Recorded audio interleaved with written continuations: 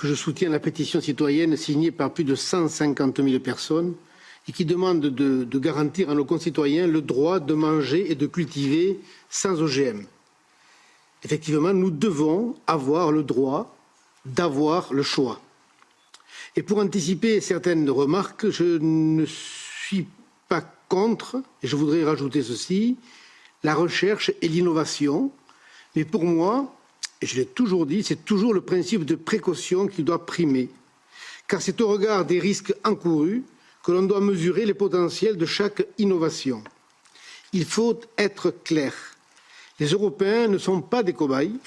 Il serait erroné de croire que la sécurité alimentaire se résume à une question de quantité produite. Je dois avouer que je suis consterné par l'attitude de l'État français qui couvre depuis des années des pratiques jugées illégales par la Cour européenne de justice.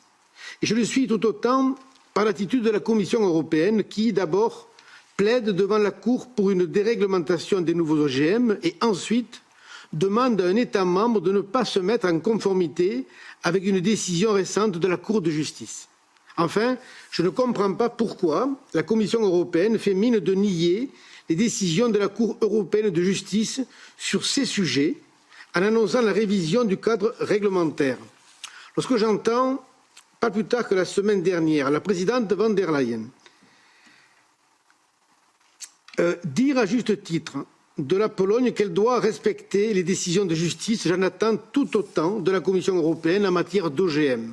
Ce dossier me semble suffisamment sérieux pour que, d'une part, cette pétition reste ouverte aux signatures et, d'autre part, que le Parlement européen prenne position via, par exemple, un rapport d'initiative sous l'égide de la Commission ENVI. Merci Madame la Présidente.